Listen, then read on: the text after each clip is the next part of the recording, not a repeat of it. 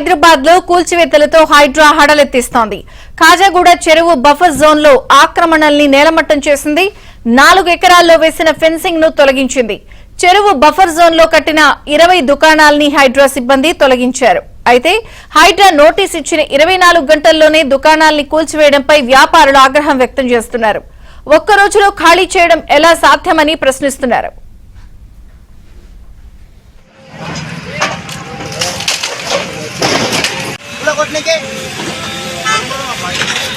Notice ఇచ్చిన నిన్న ఇచ్చి వాళ్ళు తీసేస్తున్నాడు. 24 గంటలు ఇచ్చిండా అలా అయితే అక్కడ ఇవ్వాలి. మరి అవన్నీ పీకాలి, అక్కడ పీకాలి. ఎందుకు పీకట్లేదు? అంటే వాళ్ళ దగ్గర డబ్బులు తీసుకున్నందుక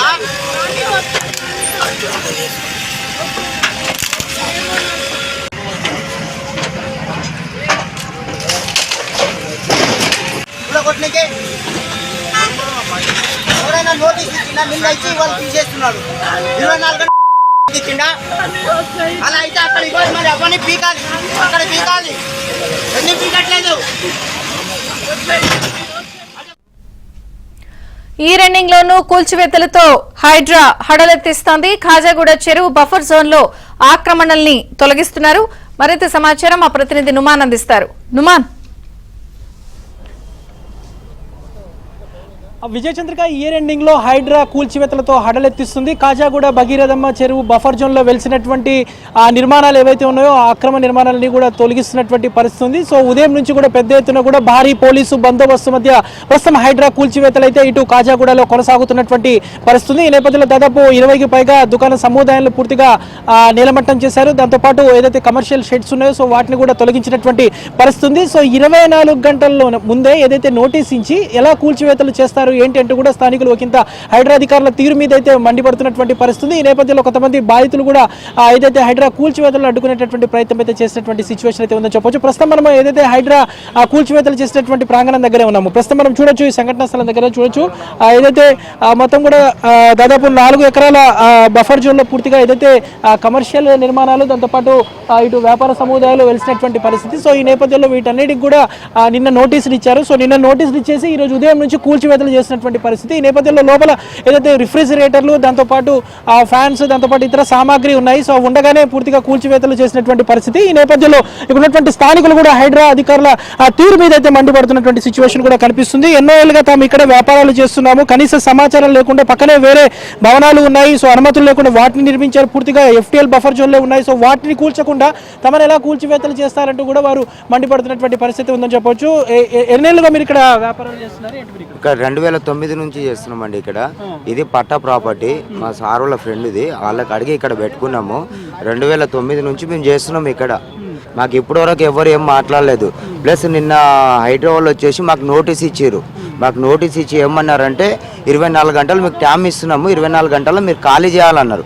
మేమేమన్నామంటే సార్ కొంచెం టైం ఇవ్వండి అని చెప్పి నిన్న ఒక 3-4 అవర్స్ బతిమాలం ఇక్కడ నుంచి కింద అందరం కలిసి. ఆయన కూడా మాట వినలేదు. లేదంటే పొద్దుగాల తీసుకొచ్చి JCB పెడతామన్నారు.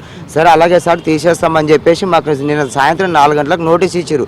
అలాంటప్పుడు 24 గంటలు అయినప్పుడు ఇవాళ సాయంత్రం అయితే 24 గంటలు అవుతుంది. మరి 24 గంటలు కాకుండా పొద్దుగాల ఎట్లా వచ్చి JCB పెట్టిరు మీరు? మాకు టైం ఇవ్వాలి కదా చదువుకోనికి. ఇప్పుడు 15 లక్షల మాలు మొత్తం రోడ్ పాలైంది. ఇప్పుడు నేను ఎక్కడికి పోవాలి భార్య పిల్లల్ని తీసుకొని? నాకు ఉన్నది ఒకటే ఆధారము. నేను ఎవరి దగ్గరైనా వాళ్ళు ఏమైనా మాకు పెడుతున్నారా? లేదంటే మాకు వేరే ఏదైనా దారి చూపించాలి కదా. ఖాళీ చేసేటప్పుడు మీరు పలానా చోట పెట్టుకోండి అని చెప్పేసి ఇక్కడ ఉండండి అని చెప్పి మాకు దారి చూపిస్తే మేము ఖాళీ చేసుకొని షిఫ్ట్ చేసుకుంటాం కదా. ఇది మాది ప్రాపర్టీ, ఇది మాది ఓన్ ప్రాపర్టీ కాబట్టి మేము దీంట్లో పెట్టుకుంటున్నాము. మీకు చెరువు అయితే 1/2 కిలోమీటర్ బ్యాక్ సైడ్ ఉంది. మీరు అక్కడికన్నా అక్కడ నుంచి సర్వే చేసుకోండి. మేము ఏమైనా కాదంటాం. మీకు ఏమైనా షాప్లో ఏమైనా అడ్డం ఉన్నాయా? అడ్డం ఉన్న షాప్లో మేము తీసేస్తామన్నా కదా. మీరు వచ్చేసి అందరినీ తీసుకొచ్చి మొత్తం కులగొట్టుకుంటూ వెళ్తే మా పరిస్థితి ఏంది? ఏదైనా డ్యామేజ్ అయితే ఎవరు భరిస్తున్నారు? మేమే కదా భరించేది, మీరైతే ఇవ్వట్లేదు కదా. అలాంటప్పుడు మరి అక్కడ మీనాక్షి ఉంది, మీనాక్షికి ఎందుకు నోటీస్ ఇవ్వలేదు? రామనాయుడు స్టూడియో ఉంది, దానికి ఎందుకు ఇవ్వలేదు? పక్కన డంపింగ్ యార్డ్ ఉంది, దానికి ఎందుకు ఇవ్వలేదు? ఇక్కడైతే బ్యాక్ సైడ్ నుంచి మొత్తం వెళ్ళాలి, మళ్ళీ ఇవన్నీ ఎందుకు తీయట్లేదు? కావాలంటే వెనక మొత్తం వెళ్ళండి. ఒక అతను చెరువులో 14 ఎకరాలు కబ్జా చేసుకున్నాడు, మరి దాది ఎందుకు తీయట్లేరు?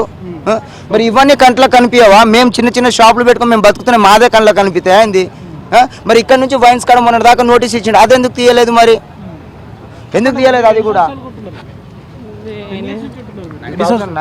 2019లో ఉంటున్నాము మేము. బతకడానికి పెట్టుకున్నాము, మా ఆధారం అదే ఉండే. ఇప్పుడు మొత్తం తీసేసి రోడ్ల మీద మేము నించుంటున్నాము. ఇది సిచ్యువేషన్. మొత్తానికైతే ఇటు హైడ్రా కూల్చివేతల నేపథ్యంలో పూర్తిగా ఉన్నటువంటి స్థానికులు అయితే మండిపడుతున్నారు. సో 24 గంటల అంటే నిన్న సాయంత్రం నోటీస్ ఇచ్చి ఈరోజు ఉదయం ఎలా కూల్చివేస్తారు, కనీసం తమకు సమయం ఇవ్వకుండా కూల్చివేతలు చేయడం ఏంటంటూ కూడా ఇటు హైడ్రా అధికారుల తీరు మీద అయితే ఇక్కడ ఉన్నటువంటి బాధితులు మండిపడుతున్నటువంటి పరిస్థితి కనిపిస్తుంది. మొత్తానికైతే ఇటు ఇయర్ ఎండింగ్ లో సైతం హైడ్రా దూకుడుగా దూసుకుపోతుంది. సో మొత్తానికైతే ఇటు హైడ్రా కూల్చివేతల నేపథ్యంలో ప్రస్తుతం అయితే ఇటు కాజాగూడ దగ్గర అంతా కూడా ఇక్కడ ఉన్నటువంటి స్థానికులు కూడా ఒకంత హైడ్రా అధికారుల తీరు మీద మండిపడుతున్నటువంటి సిచ్యువేషన్ కూడా మనకు కనిపిస్తుంది చెప్పొచ్చు. ఓ టు స్టూడియో.